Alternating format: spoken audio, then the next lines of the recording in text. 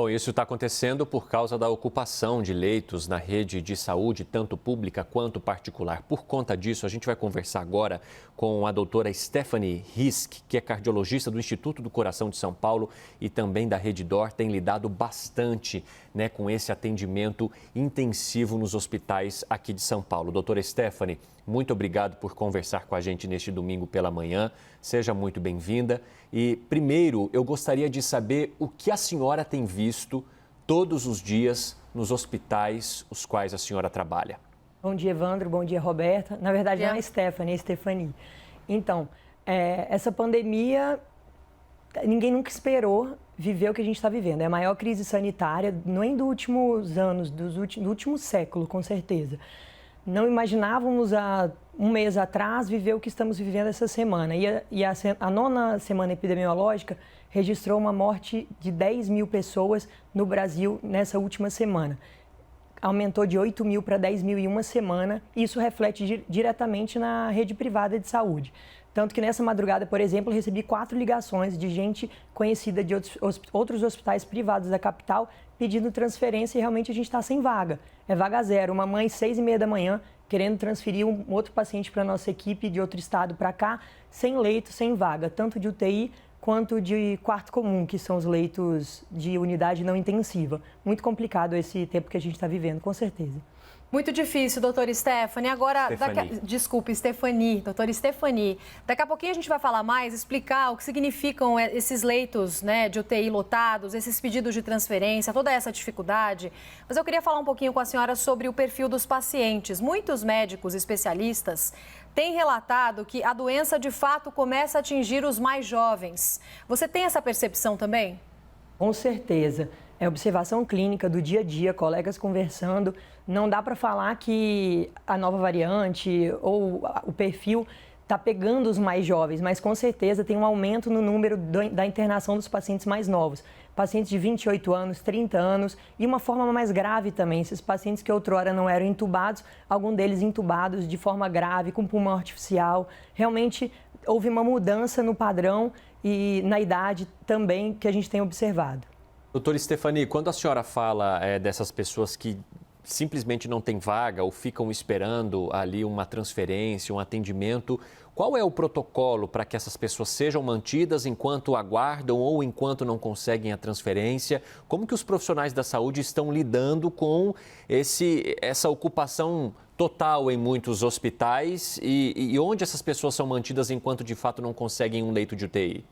Então, alguns hospitais da capital têm um protocolo bem estabelecido, são leitos do pronto atendimento que tem um suporte de oxigênio mínimo, não vai conseguir, de repente, em algum momento, em algum local do hospital, entubar esse paciente, mas tem um suporte de oxigênio necessário. Se o caso for muito grave, essa mudança, essa transferência para algum hospital, talvez numa área um pouco mais na periferia, precisa acontecer. Às vezes tem caso até de ter que vir uma ambulância para efetuar a intubação e levar esse paciente para algum hospital que tem um leito.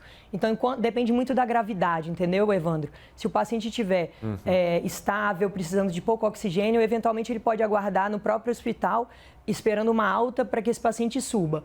Alguns outros casos, o paciente está evoluindo de forma tão grave, já se usou as salas de estabilização dos prontos-socorros e ele realmente precisa ir para um hospital que tem uma complexidade maior no atendimento. E aí, os hospitais vão entrando em rede, em comunicação para tentar transferência para algum leito vago que tenha. Mas realmente os principais hospitais de São Paulo não há mais leito disponível, infelizmente. Muito grave a situação. Agora, doutora, esse número maior de jovens internados estaria mais ligado à variante brasileira, P1, que teria surgido em Manaus? Seria mais transmissível de acordo com especialistas ou bem ligada também à grande exposição das pessoas mais jovens e falta de cuidados mesmo? Esse dado ainda não temos, Roberta. O Instituto, na verdade, o Adolf Lutz, que tem feito essa diferenciação das variantes, dessas novas linhagens, e eles sabem entre si, mas nós, enquanto médicos trabalhando nos hospitais de referência, não temos esse dado. Então, se você me perguntar se os pacientes mais graves são os das novas variantes, eu hoje não sei responder, nem outros médicos. Esse estudo está com o pessoal do Adolf Lutz, que tem feito essa pesquisa, esse estudo da genética da variante. Agora, doutora, a senhora falou muito sobre jovens precisando de intubação, diferentemente do que acontecia há algum tempo. De que forma que esses jovens estão chegando? Quais são os sintomas que, então, vocês têm percebido que tornam o desenvolvimento da doença mais grave para essa faixa etária que até então, muitas vezes, se sentia livre ali de gravidades provocadas pelo novo coronavírus? Então, eles chegam com mais falta de ar. São quadros mais pulmonares mesmo. No início, a gente observava muito sintomas como anosmia, que é a falta do cheiro, alteração do gosto, do paladar. A maioria era isso ou um simples coriza. Agora não, muitos pacientes com sensação de falta de ar e realmente quando você submete esse paciente a uma tomografia, por exemplo, tem a pneumonia viral, que é o quadro pulmonar que pode levar a um estado de gravidade mais avançado. E aí por isso que eles estão precisando então agora de ocupar também esses leitos de UTI que antes eram voltados mais para idosos e pessoas com doenças ou comorbidades. Perfeitamente. E esses jovens costumam ficar mais tempo internados em leitos de UTI. Isso acaba prejudicando a rotatividade também, doutora? Com certeza. Isso tem sido observado tanto em jovens quanto adultos, idosos. É observação clínica, né? Foi o que vocês mesmos comentaram no início da conversa. A média de internação na UTI aumentou para 17 dias, então o leito não roda. Um paciente que, às vezes, no 10º dia estava tendo alta hospitalar, ele piora no 12º dia e por aí é mais uma semana, pelo menos, de internação. É isso que está travancando todo o sistema e gerando um provável colapso nos próximos dias, né? Nossa, doutora, inclusive nós estamos no primeiro fim de semana da fase vermelha exatamente por conta desse risco, né, que foi inclusive anunciado também pelo governo do estado. E a senhora acredita que essa seja a única forma mesmo? Porque vimos muitas manifestações contrárias às restrições, pessoas dizendo que não dá mais para ficar nessa forma, mas olhando pelo sistema de saúde, onde a senhora trabalha, por exemplo, a restrição ela é a única salvação enquanto a gente tem vacinas a conta-gotas aqui no Brasil? Tem que ser algo imediato. O que se pode fazer hoje, cada um? Se restringir, não tem jeito, é o isolamento. Eu acho que não tem que ser uma medida igual para todo o Brasil. São 27 estados e eu compartilho essa ideia com a doutora Ludmila, que inclusive falou ontem à CNN, que essa medida tem que ser regionalizada. Por exemplo, quando a gente olha a epidemiologia, a região norte, o Amazonas, dá uma desacelerada. O resto, tudo acelerando. Então, a gente tem que olhar o Brasil caso a caso. O Brasil é um país continental, mas não tem jeito. Nesses locais que está havendo um aceleramento, que está tendo falta de leito, que a ocupação já está maior que 90%, o que você pode fazer? Eu posso fazer? Eu não posso fazer nada. Posso tentar conscientizar as pessoas todas de ficarem em casa enquanto a gente está atuando e tentando ajudar. Realmente está muito difícil, eu entendo demais. Aí várias pessoas comentam, nossa, aí eu vou morrer, não morro de coronavírus, mas morro de fome. Eu entendo demais. Então, assim, principalmente aquelas pessoas que têm uma condição, que conseguem ficar em casa, que conseguem se restringir, é hora de ajudar o próximo, é hora da gente tentar ser solidário, porque se algo não for feito imediato, realmente o colapso acontece. Então, o que tem para hoje é a restrição, enquanto essas vacinas não chegam num número maior.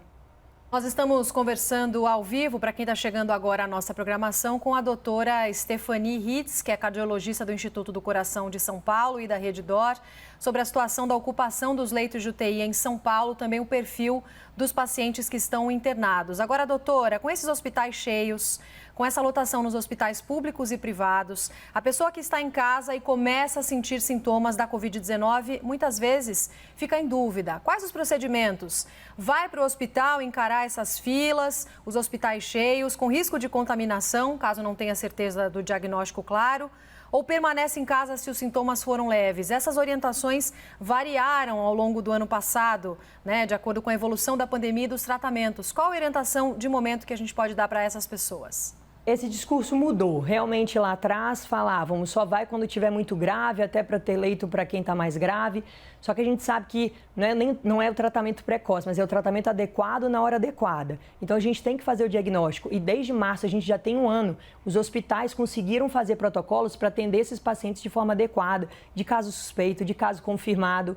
Então quando você chega no hospital com uma suspeita, é muito baixa a chance de você ser contaminado. Claro que tem hospitais e hospitais, mas os protocolos foram instituídos. Então se você está se sentindo mal, procure um serviço de saúde, ou se é conhecido de algum médico, ou procure seu médico. O que está sendo muito utilizado também nesse momento são as telemedicinas, que sempre tem alguém do grupo responsável por algum paciente, acompanha, tira dúvidas diárias, porque realmente é uma doença que causa pânico. Eu mesmo tenho muitos colegas médicos que me falam quando algum conhecido, Stephanie, direto me manda mensagem, Stephanie, minha mãe está com coronavírus, ela tem diabetes, o que eu faço? É azitromicina? Falei, não, gente, não existe. Então, eu acho assim, volto até na tua pergunta anterior, além da restrição, o que a gente tem que tentar fazer? Disseminar um protocolo, não é nem um protocolo, mas disseminar o que tem que ser feito, o que tem evidência, o que se faz na primeira fase, o que pode ser feito na segunda fase.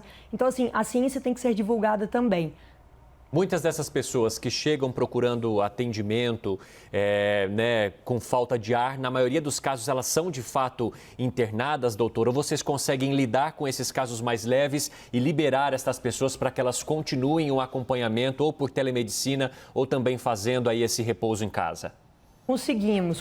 Os casos mais leves, a gente vê saturação, submete o paciente a exame tomográfico, a exames de sangue, vê o grau de inflamação no organismo, vê o grau de acometimento pulmonar. Às vezes, uma paciente idosa, até com uma pneumonia viral, com menos de 10%, a gente pondera acompanhá-la em casa, nos falando todo dia, e aí em 3 dias, de repente, volta para a reavaliação, mas é um paciente que ele é dinâmico. A gente sabe que a fase inflamatória, que é essa segunda fase, depois do 7º, às vezes depois do 10º dia, esse paciente tem que ser visto, tem que ser reavaliado e a gente mostra a importância. Olha, até agora a senhora está bem, a senhora vai chegar numa segunda fase que pode inflamar mais, preste atenção nos sinais de alerta, tem um oxímetro em casa, fale com a gente. Então a gente consegue manejar muito o caso ambulatorial e com reavaliações, claro, né?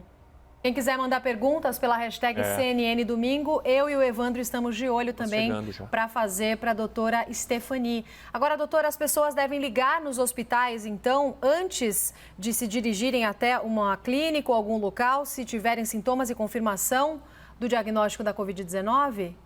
Então, quem não tem um hospital referência, quem não tem um médico referência, que muita gente não tem essa pessoa para ligar, eu acho que pode ser ligar uma ideia boa, ou se, claro, tiver mal, não tem que esperar, tem que ir para o pronto-socorro, que esse fluxo vai ser direcionado, o paciente vai ser atendido, vai ter aquele primeiro atendimento. Se possível, falar antes, ok. Se tiver o paciente grave passando mal, acho que não tem que esperar, tem que ir ao pronto-socorro. Doutora, a gente tem uma questão em relação à proteção, que é uma dúvida muito grande. O Afonso Carnelós mandou essa pergunta, o Jackson Honorato mandou essa pergunta na nossa hashtag CNN Domingo sobre a proteção por meio de máscara, né? Tem se recomendado o uso de 2 máscaras. Isso pode fazer de fato a diferença, principalmente para quem trabalha, por exemplo, e que precisa pegar o transporte público, não tem alternativa. Essa proteção, ela pode, de fato, impedir, principalmente contra essas variantes que aumentam o contágio ou a contaminação? Então, uma máscara cirúrgica, ela já te previne, na maioria das vezes, com uma forma adequada. 2 máscaras aumenta ainda mais. Se tem muito risco, uma máscara N95 que é mais adequada, que não é o que a gente recomenda usar fora do hospital. Acho que para a população geral, 2 máscaras é o suficiente. Uma máscara mesmo é o suficiente, mantendo um distanciamento, levando o seu álcool em gel. É muito difícil. Quando uma máscara mesmo, ela é utilizada, o paciente mantém o distanciamento, o paciente usa álcool em gel, você não vê ele se contaminando. Quando que ele se contamina? Quando ele aglomera, quando ele tira a máscara, quando ele conversa com um amigo. Então, assim, também não entrem apavorado, um monte de gente. Daqui a pouco o brasileiro vai estar com 10 máscaras no rosto. Acho que não é esse o caminho. Eu acho que tem que ser utilizada a máscara, tem que ser utilizado o álcool em gel e tem que se manter o distanciamento social. Não tem jeito. Sim, a máscara utilizada adequadamente, né, doutora? Tampando a boca, o nariz, bem vedada, para não entrar ar. Muitas vezes 2 máscaras acabam aumentando a proteção, porque ficam mais fechadas, principalmente nas laterais. Agora, doutora, a gente sabe que não é só em São Paulo, em outras regiões do país, o sistema de saúde está bastante pressionado também. Ao mesmo tempo, esse é o momento em que vivemos da pandemia. Vocês têm sentido muitas transferências de pacientes de outras regiões do Brasil aqui para São Paulo? Sim. Essa transferência tem acontecido, um número menor, até porque os leitos não estão rodando. Então, eventualmente, tem um leito, a gente acaba priorizando o paciente que está no próprio hospital, que é do estado de São Paulo, por exemplo, falando aqui, da cidade de São Paulo. Então, não tem como você ceder um leito para alguém que vem e quando a família faz o contato, a UTI aérea só confirma a transferência quando tem um leito cedido. Então, como você vai ceder um leito se tem paciente no pronto atendimento esperando esse leito, né? Então, assim, quando tem vaga, claro que a gente vai receber todo mundo. Acho que também não tem que fechar. tem que tentar atender todo mundo. Até agora todo mundo tem que se ajudar, mas sempre dando preferência para quem está ali, precisando desse leito no próprio hospital, né? Doutora, tem uma pergunta aqui do Marcelo Gonçalves sobre reinfecção. Vocês têm lidado com muitos casos de reinfecção aqui em São Paulo? Marcelo, a reinfecção existe, mas ela é rara. Por isso que a gente tem que manter a proteção. Aí pergunta, e com a nova variante? Quem já pegou, pode pegar? O Instituto Butantan fez a pesquisa com as variantes do Reino Unido e dos Estados Unidos e mostrou que a vacina protege contra essa nova variante. Se a pessoa pegou o coronavírus e ela é exposta à nova variante, a gente ainda não tem essa resposta. Possivelmente tem uma proteção, mas até ter alguma evidência científica disso, tem que se proteger, mesmo quem teve a coronavírus, com certeza. Mas vocês têm acompanhado casos de reinfecção pela nova variante ou ainda não é possível dizer também, doutora? Não consigo responder porque a gente não tem esse dado. O Adolfo Lutz não passou para a gente quais são os pacientes que a gente está atendendo que tem a nova variante. É possível que sim, temos muitos pacientes de Manaus, algumas formas que a gente observa clinicamente que é mais grave, mas não consigo afirmar, ninguém consegue afirmar. Doutora, a gente viu também alguns relatos de pessoas que, mesmo depois de passarem pelo atendimento, se sentirem bem, tiveram de procurar novamente o atendimento por algum tipo de complicação pós-doença. E a gente tem até uma pergunta do Samuel Tavares que tem a ver com isso também, que ele fala que ele está com a Covid, está no 9º dia e ele tem medo de desencadear uma pneumonia depois. Como que vocês têm acompanhado esses casos e o que vocês têm visto de infecções ou problemas provocados mesmo quando aparentemente a pessoa está bem? Então, no 9º dia, na verdade, ele ainda está vivendo o coronavírus, né? Então, ele está naquela fase inflamatória que a gente comentou, que atualmente ele pode, não sei como ele está se sentindo, a saturação e tudo, pode ter uma pneumonia até o 14º dia, 20º dia, vivendo ainda a doença do coronavírus. Agora, às vezes a pessoa melhora, tem alta, todos os marcadores inflamatórios baixam, a própria tomografia evidencia uma melhora clínica e daí um mês o paciente tem alguma outra infecção, às vezes urinária, e parece que o pulmão volta a acender, que eu falo. É como se o coronavírus tivesse causado um insulto no pulmão que deixou ele mais propenso a ter uma segunda infecção. Então, por isso que a gente tem que ter um cuidado, mesmo após o Covid, principalmente aqueles pacientes que pegaram uma forma mais grave, que ficaram numa unidade de terapia intensiva. A gente tem visto, sim, alguns pacientes que eventualmente usaram muito imunossupressor, no segundo momento pegar uma infecção secundária. Então, a gente tem que ter um cuidado pós-Covid também, mas o Samuel, na verdade, ele está vivendo a coronavírus, né? Está vivendo a doença da Covid-19 e tem que tomar todo o cuidado. Se tiver um oxímetro, ver quanto está a saturação. Mas tente ficar tranquilo e qualquer sinal de alerta, com certeza procurar um serviço de saúde.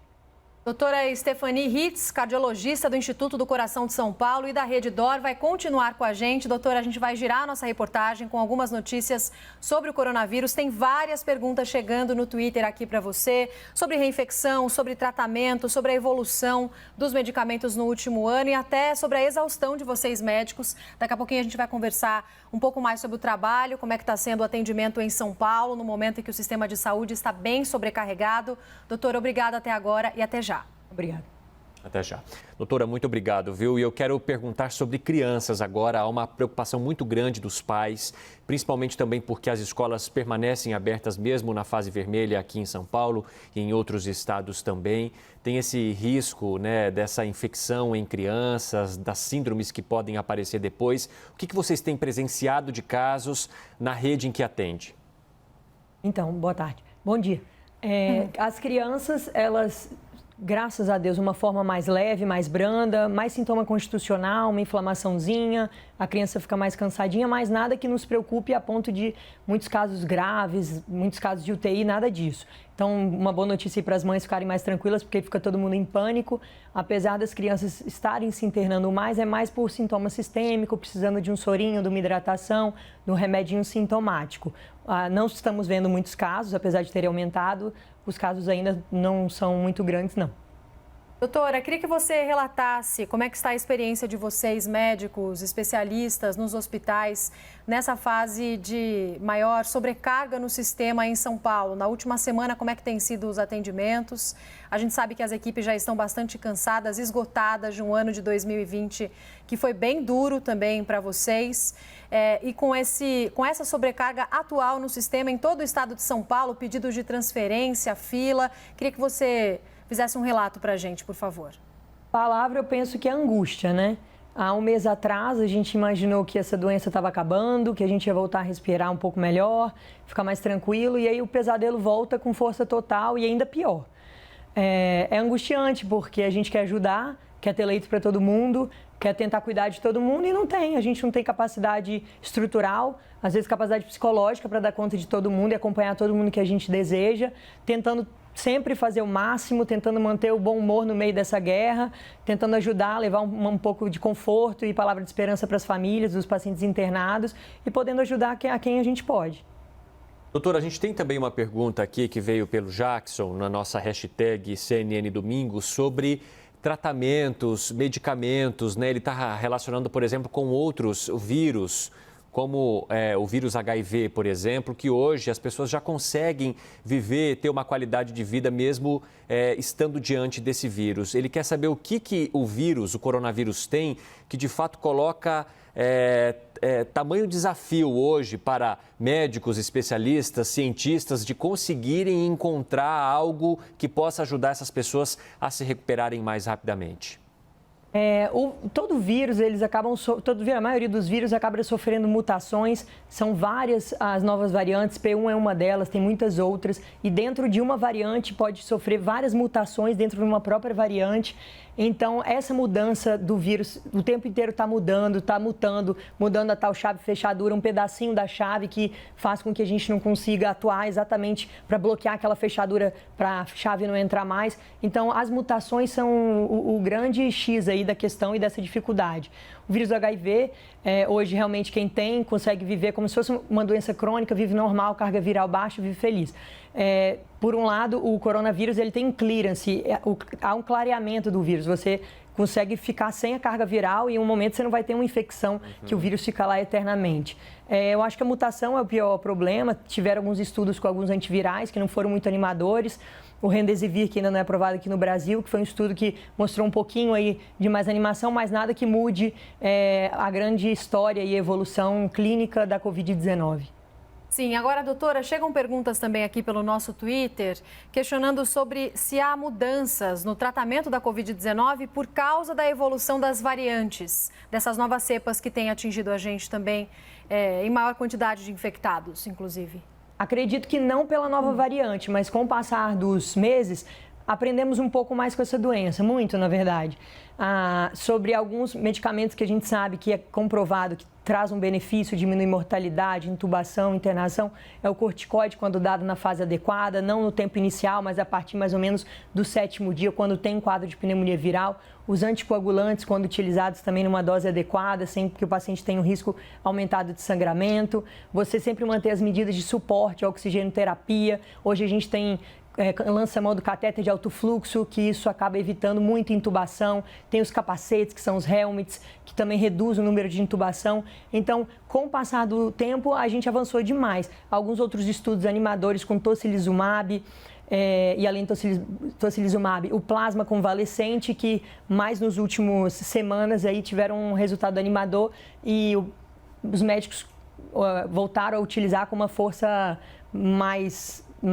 com maior força nessa população, com certeza. Doutora, a gente tem uma pergunta do Rodrigo Biazeto também, falando de um outro grupo, as gestantes lactantes. Vocês têm atendido muito pessoas que estejam grávidas, mulheres grávidas ou que estejam ali logo depois do parto? Elas apresentam um risco maior, elas precisam se cuidar mais? Qual que é a orientação e também o relato que vocês têm sobre este grupo? Temos cuidado, sim, de grávidas, puérperas. Temos que ter um cuidado redobrado, porque a gente está cuidando de 2, né?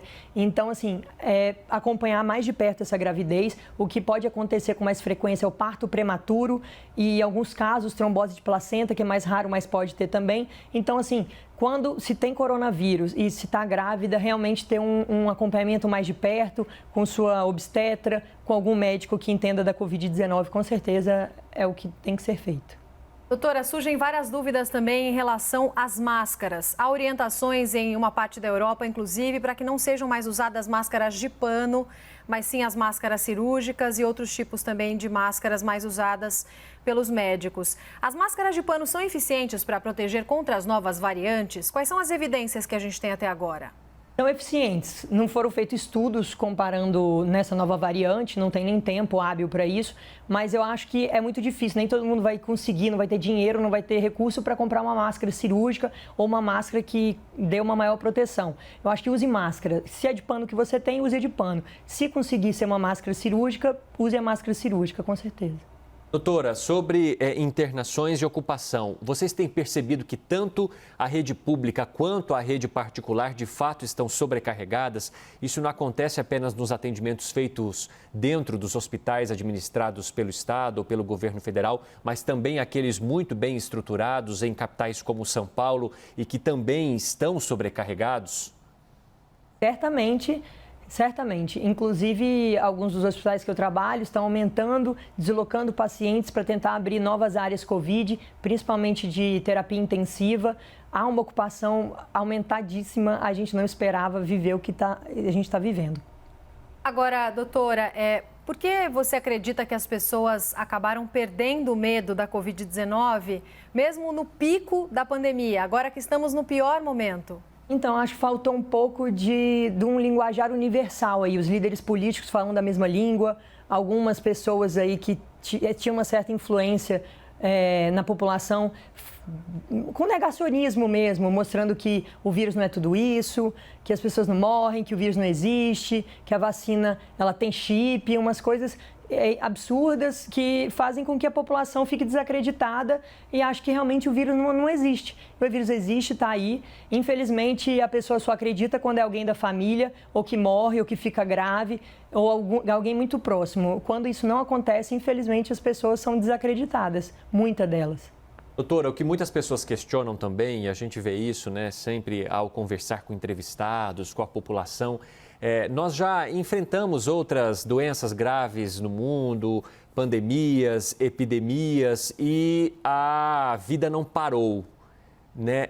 E por que neste momento a vida parou já por um ano e isso já está sendo superado? A gente esperava que talvez nesse começo fosse ser diferente, mas está sendo pior ou da mesma forma aqui no início do ano passado.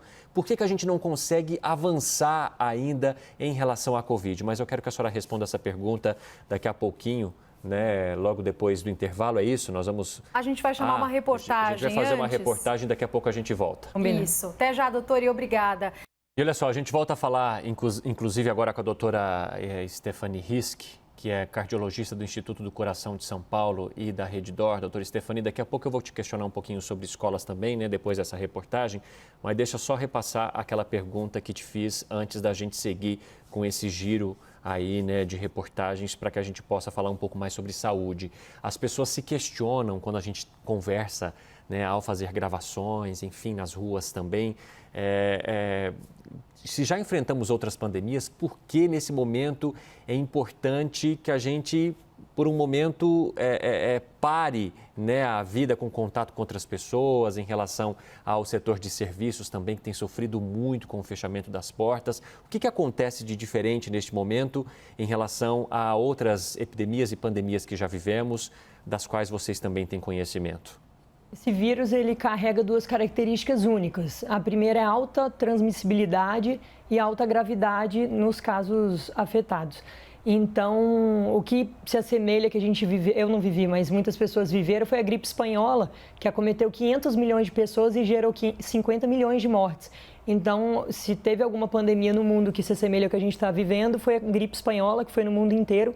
E realmente a única coisa a ser feita, a única não, são algumas medidas, mas é evitar aglomeração, vacina, aumentar leito de UTI, estruturar o serviço de saúde. As coisas têm que ser feitas para ontem, porque a emergência é agora para evitar o colapso. E rapidamente, sobre a questão das escolas, nós acompanhamos a reportagem de que elas vão se manter abertas. Como que a senhora vê, então, essa linha, né, que é muito tênue entre manter a saúde, mas também a questão da educação, da saúde mental de crianças e adolescentes? É tudo muito assim, difícil de se analisar num momento de caos na saúde como esse, né? Não tem resposta certa. Tem que ter um protocolo, é muito difícil. Assim, se a escola tiver um protocolo bem estabelecido, uma sala enorme, com que todas as crianças ou alunos um pouco maiores fiquem afastados, os professores já vacinados, É complicado falar desse assunto, mas enquanto não houver protocolos e mais pessoas na população estiverem imunizadas, eu acho complicado voltar. Pelo que vocês têm percebido, doutora, nos hospitais, no tratamento direto mesmo com o paciente, com a vacinação dos idosos em boa parte de São Paulo, as pessoas com essa faixa etária, têm diminuído a presença delas nas UTIs, principalmente as pessoas que estão entubadas? Inclusive, foi um dado preliminar de hoje, que é algo animador no meio desse caos, que reduziu o número de internação por idosos com o avanço da vacinação. Doutora, a gente tem uma outra pergunta aqui também em relação a quem tem problemas cardíacos, principalmente para pessoas que passaram por algum tipo de procedimento, né, de implante ou alguma coisa nesse sentido. Essas pessoas, elas ainda estão muito suscetíveis, há um risco muito grande mesmo, principalmente com essas internações perto do pico em vários hospitais. Qual é a orientação para esse grupo? Os pacientes eles podem ser cardiopatas ou terem feito algum procedimento cardíaco que não gerou nenhuma sequela. Então, são duas populações diferentes. Os pacientes que têm alguma deficiência estrutural no músculo, na válvula, nas coronárias, algum tipo de arritmia, ele configura um grau de risco, ele ainda é fator de risco. Agora, aquele paciente que tem coração absolutamente normal, que fez eventualmente algum procedimento que não gerou nenhuma sequela e o coração está em perfeita condição, esse paciente não se configura no grupo de risco. Qual tem sido o tempo médio de internação das pessoas mais jovens nos hospitais de São Paulo, doutora? A média total de UTI, eu tinha comentado 17, mas na verdade aumentou de 17 para 23 dias. Essa população de jovens específicas eu não tenho esse dado ainda. Mais pessoas entubadas em UTIs? Não. Não necessariamente entubada. Certo. Pacientes em UTI. É um tempo longo se a gente pensa na rotatividade, né, do sistema tão pressionado. Esse é o grande problema dessa nova variante, principalmente. E ela é tão transmissível que, se a gente for pensar que em novembro, 20% da população que tinha coronavírus em Manaus era da cepa nova, em janeiro a gente tem 100% da população de Manaus com coronavírus pela nova variante. Então, ela é muito transmissível. Provavelmente, esse aumento aí no número de internação da gravidade, maior carga viral que conferiu esse novo perfil clínico dos pacientes. Doutora, por outro lado, eu queria falar sobre aqueles mais idosos, pacientes com 90 anos ou mais, ou em torno entre 80 e 90 anos. A gente tem um dado, por exemplo, aqui da Secretaria Municipal de Saúde, eu até conversei com o secretário municipal aqui, sobre uma redução dessas internações. Vocês têm percebido que, de fato, o número de idosos, né, com idade mais avançada caiu, né, aí na rede hospitalar aqui da capital, embora não dê para aliar isso ainda à questão da vacina, segundo a secretaria, mas vocês de fato têm percebido essa mudança, né, de público que procura o atendimento hoje? Temos observado, sim, reduzir o número desses mais idosos. E esses idosos com 90 anos, por exemplo, são aqueles que agora menos procuram ou estão internados nessas redes hospitalares? Exatamente. Sim. Agora, doutora, para quem está chegando agora à nossa programação, eu e o Evandro estamos conversando com a doutora Stephanie Hitz, cardiologista do INCOR, da Rede DOR, que está nos relatando sobre o perfil dos pacientes em São Paulo, sobre a sobrecarga no sistema de saúde. Aproveito para lembrar que você pode mandar sua dúvida para cá pela CNN, pela hashtag CNN Domingo. É isso, né, Evandro? Que a gente está de olho na hashtag também, repassando as perguntas ao vivo para a doutora Stephanie. Agora, doutora, pelo que a gente está falando sobre as variantes, sobre essas novas cepas, ainda não sabemos muito sobre elas, mas alguns especialistas alertaram na última semana que o nosso país pode virar um celeiro de novas variantes por causa da falta de restrições, da movimentação pelas ruas, das aglomerações, festas clandestinas. Como é que você vê esse alarde que foi criado em relação a isso? Eu acho justo e totalmente factível. As variantes novas, elas são complicadas, a gente não sabe, vamos ter esse resultado no fim dessa semana, se a vacina ela consegue proteger a população contra essas novas variantes. E imaginar que quando há circulação, é aí que o vírus passa entre as pessoas, que criam-se as mutações, que criam-se as novas variantes. Então, a hora agora é de evitar aglomeração. É a única coisa que você, população... Se a gente tiver que dividir a sociedade em 3 principais papéis, personagens de papéis, povo, pare de aglomerar, use máscara. Acho que todo mundo profissional da saúde tente atender bem, ter, à luz das evidências atual, um bom tratamento, pelo que a gente sabe até o momento, e líderes políticos aumentar o número de vacinação, estruturar o serviço de saúde e aumentar leitos. Doutora, eu queria ainda avançar um pouquinho nessa questão em relação aos idosos, né, sobre uma queda aí de cerca de 70% que foi percebida pela Secretaria Municipal de Saúde. É claro que nós não vamos discutir os dados em si, porque esse é um dado apresentado pela Secretaria Municipal, mas quando a gente fala em redução de atendimento de idosos na rede hospitalar, né, o que isso significa de benefício tanto para essa população, quanto também quando a gente fala em liberação de leitos ou em redução de internação. O que isso traz de benefício tanto para a rede de atendimento quanto para essa população que lá atrás, no ano passado, por exemplo, era a principal atingida por esse vírus e era a principal a lotar os hospitais, tanto da capital quanto de outros locais do país também?